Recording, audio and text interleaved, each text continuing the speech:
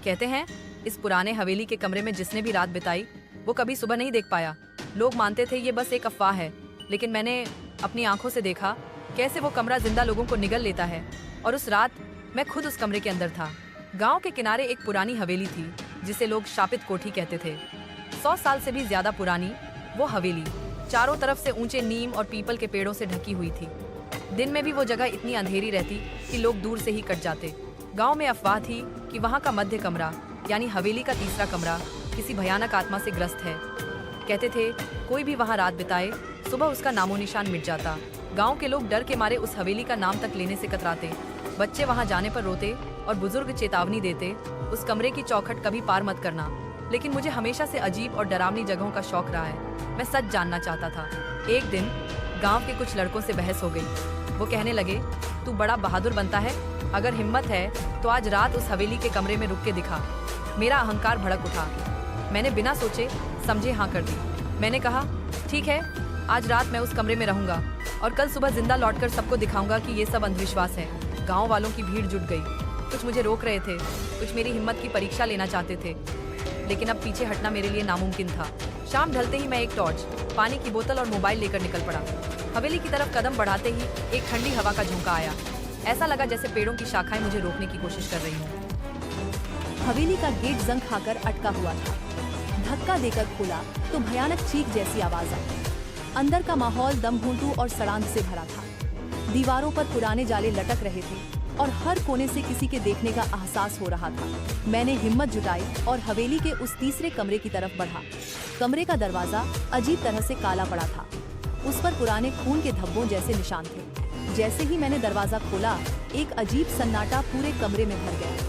अंदर घुसते ही मुझे लगा जैसे किसी ने मेरी सांसें रोक दी हैं। कमरे की दीवारों पर पुराने चित्र लगे थे, लेकिन उनके चेहरे धुंधले और डरावने थे। एक कोने में टूटा हुआ आईना रखा था और जैसे ही मैंने उसमें देखा, आईने में मैं अकेला नहीं था, मेरे पीछे कोई खड़ा था। मैंने पलटकर देखा, कोई नहीं। पसीने की बूंदें माथे से टपकने लगी। रात के लगभग 12 बजे अचानक दरवाजा अपने आप बंद हो गया। मैंने टॉर्च उस पर डाली तो देखा दरवाजे के पीछे से खून की बूंदें टपक रही थी। मैं डरकर पीछे हट गया। तभी कमरे के आईने में मेरा चेहरा गायब हो गया। आईने में मैं खड़ा ही नहीं था, लेकिन मेरी पीठ के पीछे एक औरत खड़ी थी। उसके बाल खुले हुए थे, चेहरा आधा जला हुआ और आंखें खून से भरी। उसने धीरे से कहा, क्यों आए हो? यहाँ से कोई नहीं जाता। कमरे की दीवारें धीरे धीरे सिकुड़ने लगी। मुझे लगा जैसे पूरा कमरा मुझे निगल रहा हो।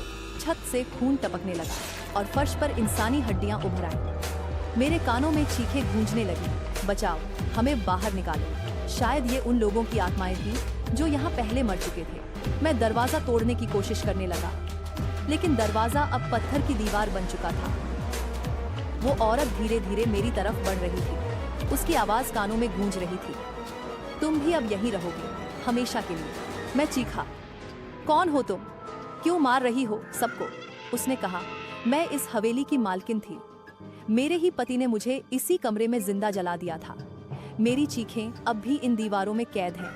कोई भी यहाँ आता है, उसकी आत्मा मेरी कैद बन जाती है, ताकि मैं अकेली न रहूं। उसके शब्दों के बाद अचानक पूरा कमरा अंधेरे में डूब गया। मैंने मोबाइल की फ्लैशलाइट ऑन की और देखा कि दर्जनों जले हुए चेहरे मेरी तरफ बढ़ रहे थे। उनके हाथ मुझे पकड़ने लगे। मेरे गले पर ठंडी उंगलियां कस गईं। मैंने पूरी ताकत से खुद को छुड़ाया और एक बार फिर दरवाजे की तरफ दौड़ा। अचानक आईने में रोशनी चमकी और मैंने खुद को देखा, लेकिन इस बार मेरे चेहरे पर आधी जलन थी, ठीक उसी औरत की तरह। मैं चीखता हुआ दरवाजे पर जोर जोर से घूंसे मारने लगा और तभी दरवाजा खुल गया। मैं गिरता गिरता बाहर निकला। पीछे देखा तो वो औरत दरवाजे पर खड़ी थी। मुस्कुराते हुए बोली, आज तुम बच गए, लेकिन अगली बार ये कमरा तुम्हें नहीं छोड़ेगा। सुबह गांव वाले मुझे देखने आए। मैं बाहर जिंदा था, लेकिन मेरा चेहरा आधा जल चुका था। डॉक्टर ने कहा, ये जलन किसी आग से नहीं, बल्कि अंदर से हुई है। आज तक कोई यकीन नहीं करता कि मैंने क्या देखा, लेकिन एक राज मैं जानता हूँ। वो औरत अब भी वहाँ है और वो किसी का इंतजार कर रही है। तो अगर कभी आपको कोई पुरानी हवेली दिखे और कोई कहे कि वहाँ का कमरा शापित है, तो उसे मजाक मत समझना, क्योंकि हो सकता है अगला शिकार आप ही हो।